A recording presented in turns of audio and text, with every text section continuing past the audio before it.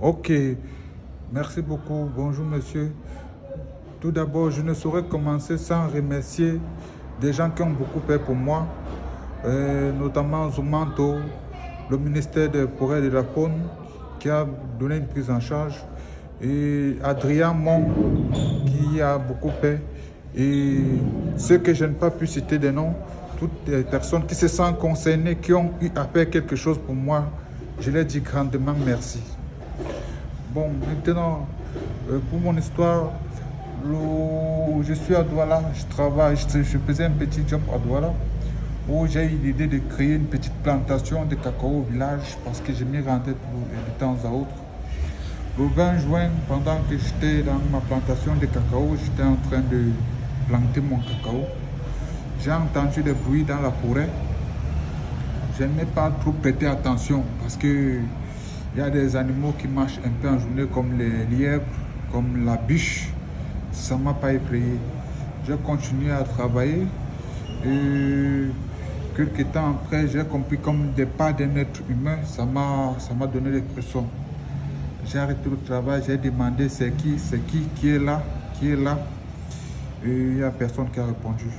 J'ai continué le travail. Je travaillais. Après, j'ai compris comme si la personne, bien la chose, se dirigeait vers moi. Je me suis arrêté une fois de plus. J'ai demandé qui est là, qui est là. Je me suis dit, peut-être c'est un cousin qui voulait me payer. J'ai demandé j'ai dit, la personne qui est là se montre, sinon je vais réagir. Après, j'ai entendu comment les bruits venaient fortement de la forêt, comme si c'était un animal sauvage.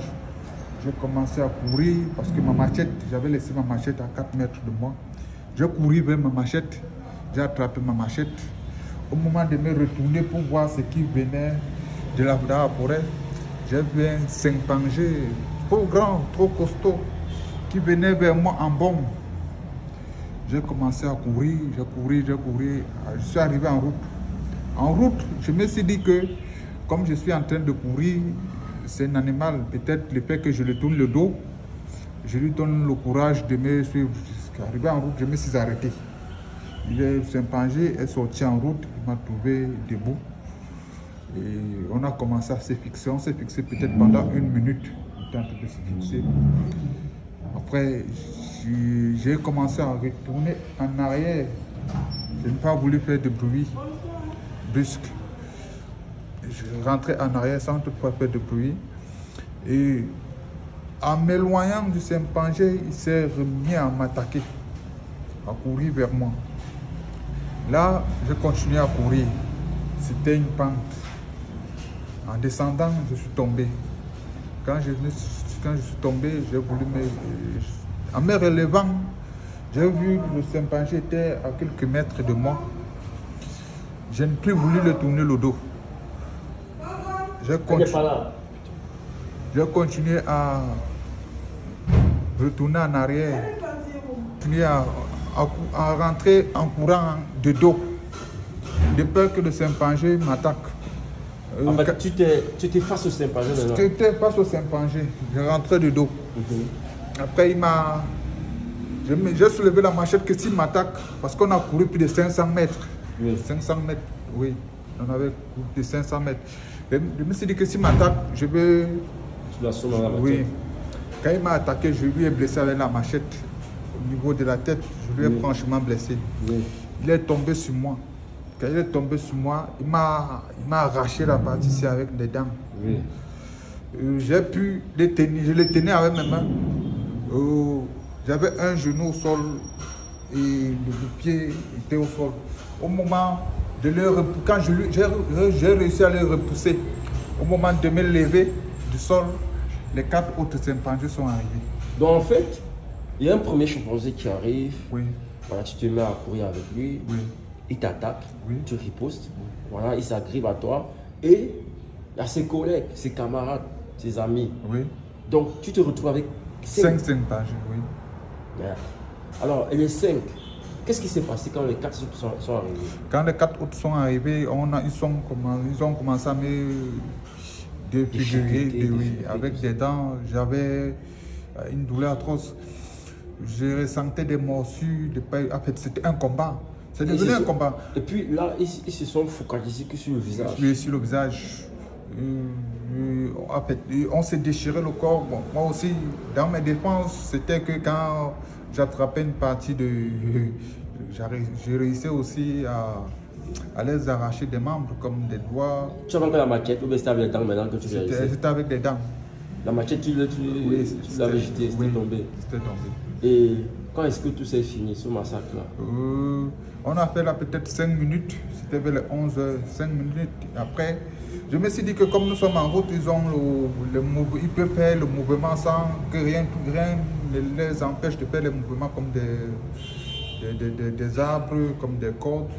J'ai réussi à les attirer dans la forêt. Oui.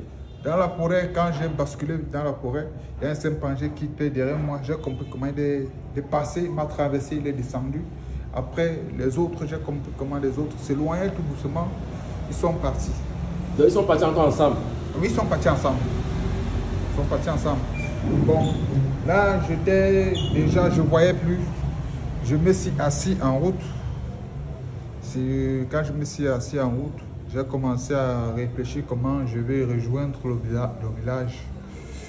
J'ai des fesses, j'ai commencé à tirer les fesses sur la route en tâtant le sol.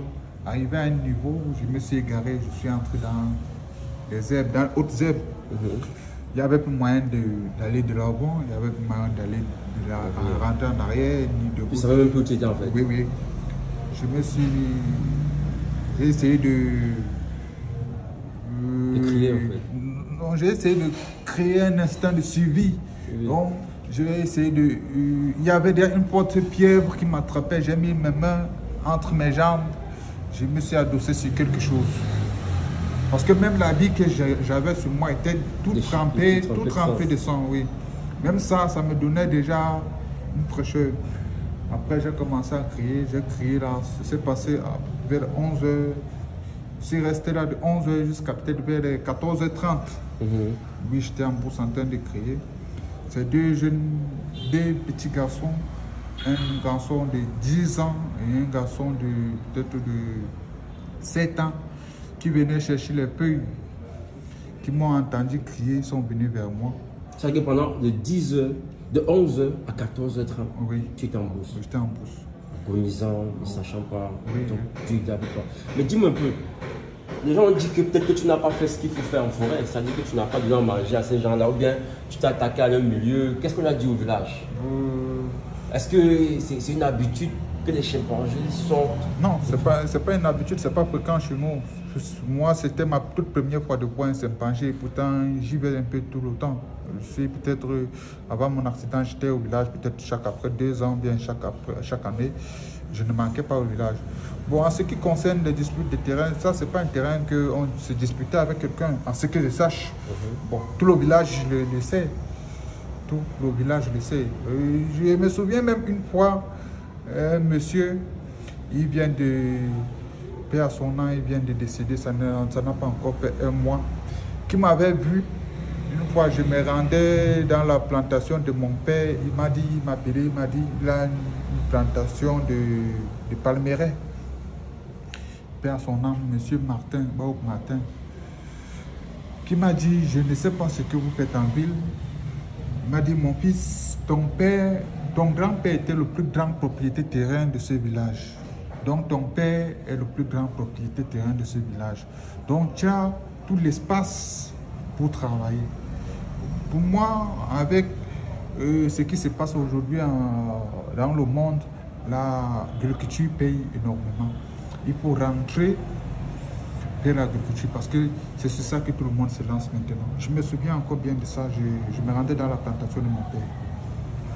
Donc ce n'est pas une parcelle de terrain qu'on se disputait avec quelqu'un. C'est la vôtre en fait. Oui, c'est la nôtre. Ok.